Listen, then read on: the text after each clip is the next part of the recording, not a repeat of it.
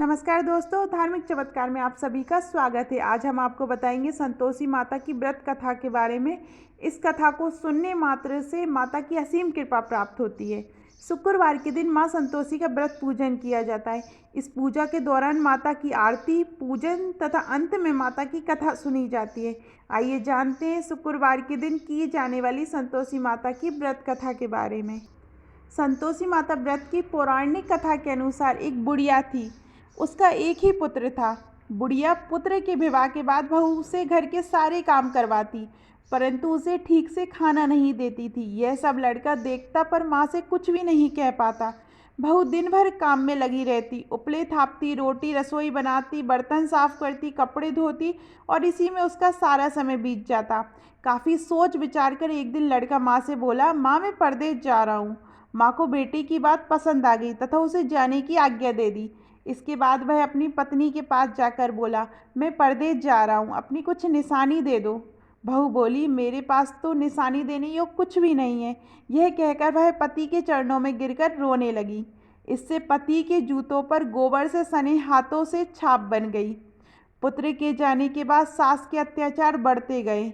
एक दिन बहू दुखी होकर मंदिर चली गई। वहां उसने देखा कि बहुत सी स्त्रियां पूजा कर रही हैं। उसने स्त्रियों से व्रत के बारे में जानकारी ली तो वे बोली कि हम संतोषी माता का व्रत कर रहे हैं, इससे सभी प्रकार के कष्टों का नाश होता है। स्त्रियों ने बताया, शुक्रवार को नहा धोकर एक लोटे में शुद्ध जल लें, गुड़ चने का प्रसाद लेना तथा सच्चे मन से माँ का पूजन करना चाहिए। खटाई भूल कर भी मत खाना और ना ही किसी को देना। एक वक्त भोजन करना। व्रत विधान सुनकर वह प्रति शुक्रवार को स्वयं से व्रत करने लगी। माता की कृपा से कुछ दिनों के बाद पति का पत्र आया।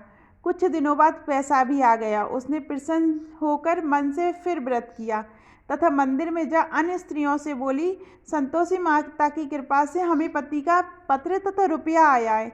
अन्य सभी स्त्रियां भी श्रद्धा से व्रत करने लगी। बहू ने कहा, हे माँ, जब मेरा पति घर आ जाएगा तो मैं तुम्हारी व्रत का उद्यापन करूंगी। अब एक रात संतोषी माँ ने उसे के पति को स्वप्न दिया और कहा कि तुम अपने घर क्यों नहीं जाते। तो वह कहने लगा, सेठ का सारा सामान अभी बिका नहीं, रुपया भी अभी नहीं आया है। उसने सेठ को स्वप्न की सारी बातें कही तथा घर जाने की इजाज़त मांगी, पर सेठ ने इनकार कर दिया। माँ की कृपा से कई व्यापारी आए, सोना चांदी तथा अन्य सामान खरीद कर ले गए। कर्जदार भी रुपया लौटा गए। अब तो साहूकार ने उसे घर जाने की इजाज़त दे दी। घर आकर पुत्र ने अपनी माँ व पत्नी को सारे रुपए दिए। पत्नी ने कहा कि मुझे संतोषी माता के व्रत को उद्यापन करना है। उसने सभी को न्योता दे दिया। उद्यापन की सारी तैयारी करी। पड़ोस की एक स्त्री उसे सुखी देख ईर्ष्या करने लगी। उसने अपने बच्चों को सिखा दिया कि तुम भोजन के समय खटाई जरूर मांगना। उद्यापन के समय खाना खाते समय बच्चे खटाई के लिए मचल उठे तो बहू ने पैसा देकर उन्हें बहलाया। बच्चे दुकान से उन पैसों की इमली खटाई खरीदकर खाने लगे तो बहू पर माता ने कोप किया। राजा के दूत उसके पति को पकड़कर ले जाने लगे तो किसी ने बताया कि उद्यापन में बच्चों ने पैसों की इमली खटाई खाई है।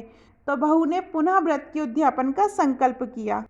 संकल्प के बाद वह मंदिर से निकली तो राह में पति आता दिखाई दिया। पति बोला, इतना धन तो कमाया है, उसका कर राजा ने मांगा था। अगले शुक्रवार को उसने फिर विधिवत व्रत को उद्यापन किया। इससे संतोषी माता प्रसन्न हुई। 9 माह बाद चांद सा सुंदर पुत्र हुआ। अब सास, बहू तथा बेटा माँ की कृपा से आनंद से रहने लगे। जो भी संतोषी माता की कथा सुनता है या पढ़ता है, उसके माता सभी कष्ट हर लेती है। जय संतोषी माता की। अभी तक आपने मेरे चैनल को सब्सक्राइब नहीं किया है तो प्लीज़ सब्सक्राइब कीजिए, शेयर कीजिए, लाइक कीजिए। धन्यवाद।